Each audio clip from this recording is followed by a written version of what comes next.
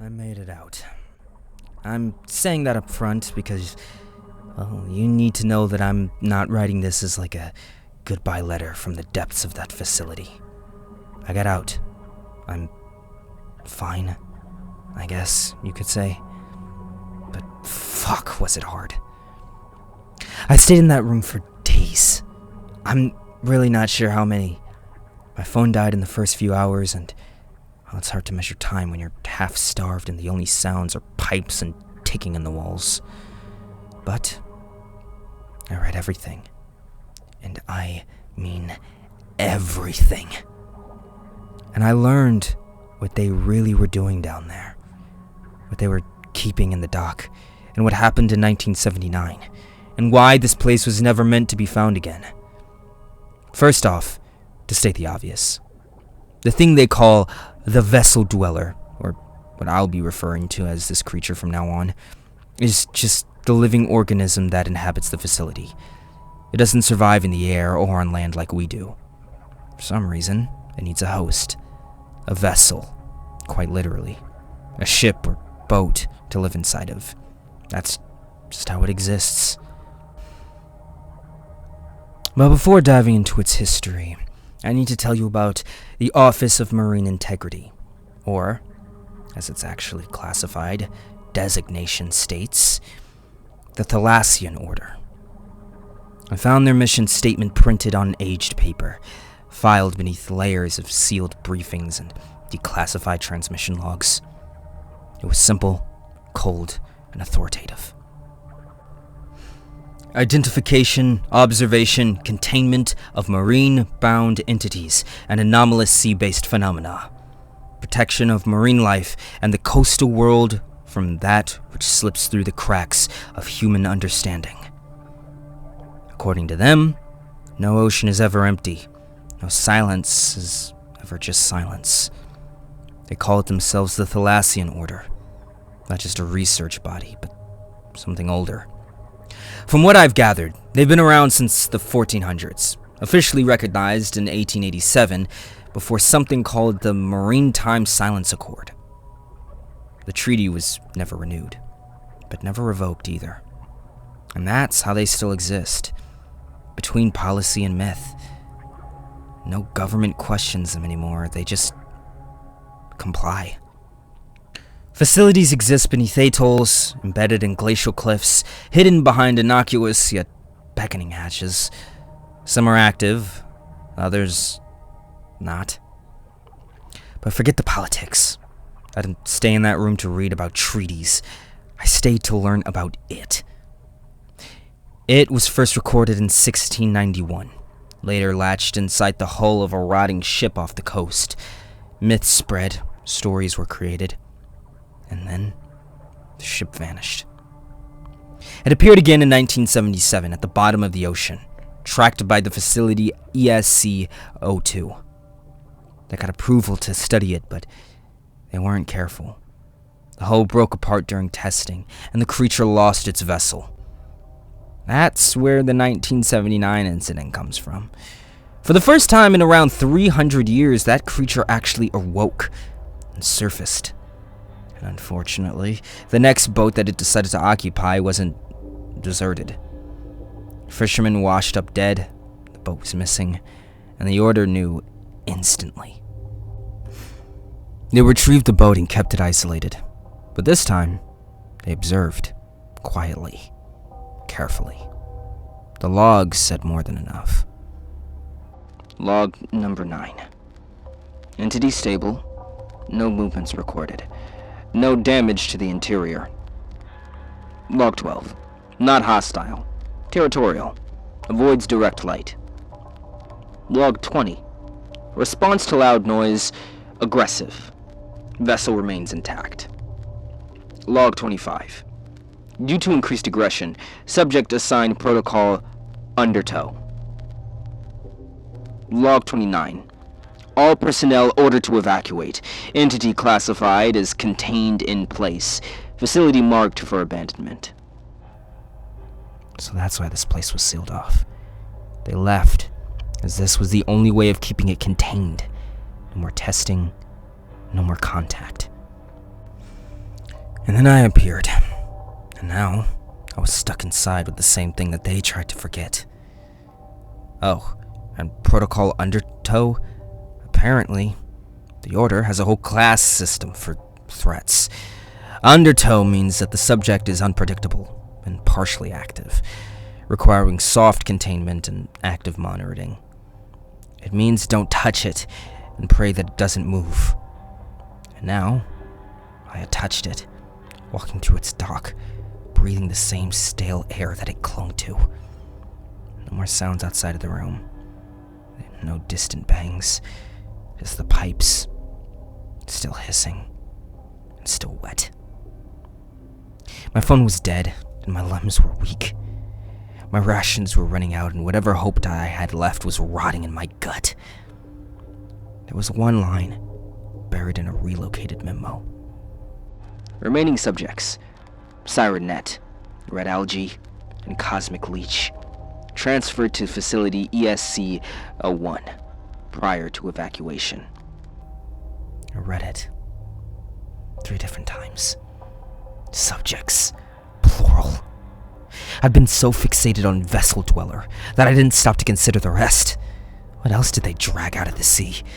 What else lurks beneath, just waiting to be captured?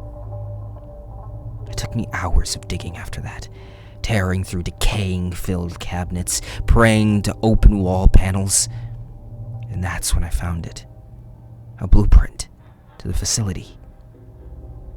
I laid it flat, smoothing the creases with my bare hands. And there it was. A tunnel. Thin, almost overlooked, leading away from the flooded main access shaft that Leo and I used before. Marked in fine print. Emergency exit route. Authorized personnel only. I stared at it for minutes. It wasn't much. A hope buried under decades of dust and protocol. But it was something. I packed whatever I could. My flashlights, documents, a crowbar that I found. And then I took a deep breath. Cold. And I opened the door, stepping back into the dry dock. It was silent. Cold, just like before. I made my way slowly towards the other end of the dock, where the tunnel should be. I passed a hallway where mold bloomed out of the walls like bruises. A room full of observation pods. Some of them were shattered. Others were still glowing, faintly. Another. A decontamination chamber. Long dead. And then I saw it. Not the creature, not directly. In the water, at the base of the center dock window, something shifted. Slow, deliberate. A ripple that moved against the current, too smooth to be an accident. I hurried, trying to reach the tunnel as fast as I could, and eventually, I did find the door. Marked, rusted shut, but familiar. The kind used in old submarines or pressure chambers. I turned the wheel. And it groaned. It fought me, but eventually it opened. Beyond it, a descending tunnel. Metal walls that were bone dry, and far, far at the end, there was another door. So I started walking. It was cold in the tunnel. The air changed with every step. It was drier, but laced with metal. No sound except my boots clanking against the floor and the occasional creak from above. There were no signs behind me, no signs of pursuit, but I kept checking anyway. I reached the end and entered the door. Hopefully, I'd finally escape. There was a large chamber. It was unexpected. On the blueprint, it wasn't here. It was supposed to lead straight to the exit. I realized that I had a smile on my face, but entering the chamber, it quickly faded. Still, the room felt safe. Wrong, but safe. The buzzing that I'd heard in the computer room, it was quieter here, more faded. I flashed my light around, searching for where to go next. Ahead of me, there was one final intake chamber. One door stood at the end, emergency red, coated in dust, nearly swallowed by the shadows around it. That has to be it, I whispered to myself. The words were dry in my throat, but the air behind me had changed. It was heavy and warped. Something dripped. I turned and I realized that I hadn't closed the door.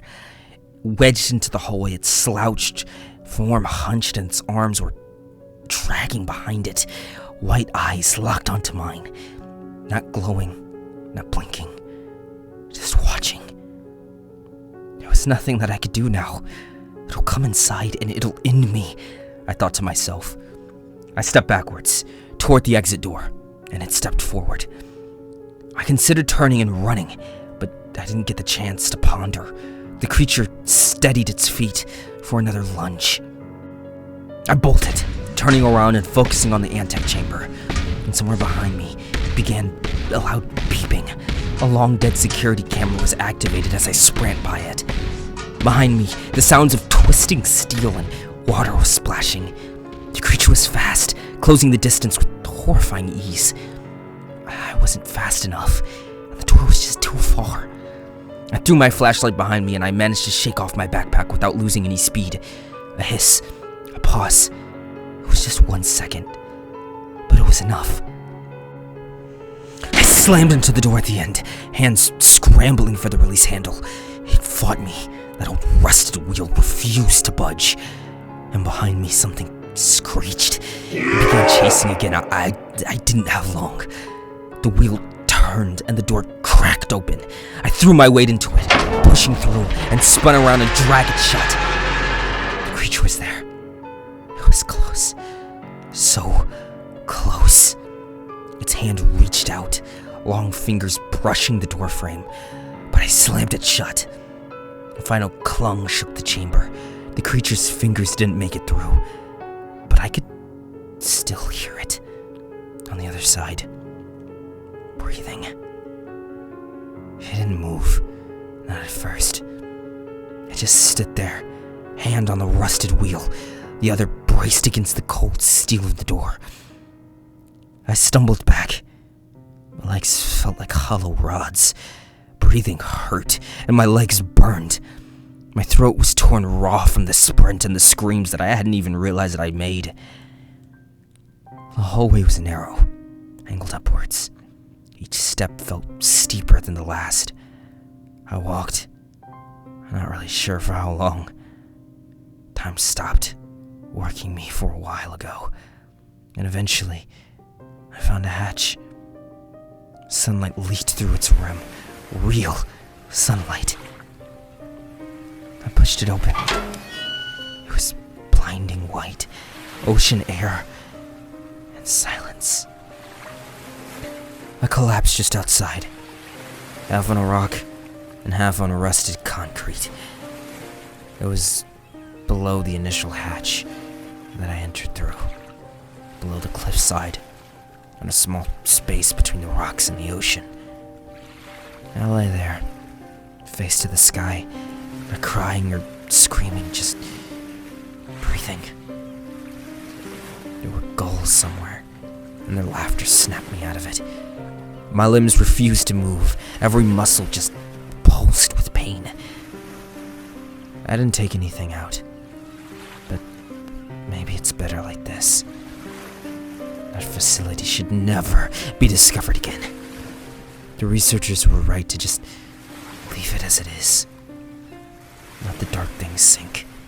Let them rot in the pressure and the salt and the forgotten blue. Eventually, I sat up. My bones protested, but the worst had already passed. There was nothing in sight. No boats, no people. Just a ragged coastline.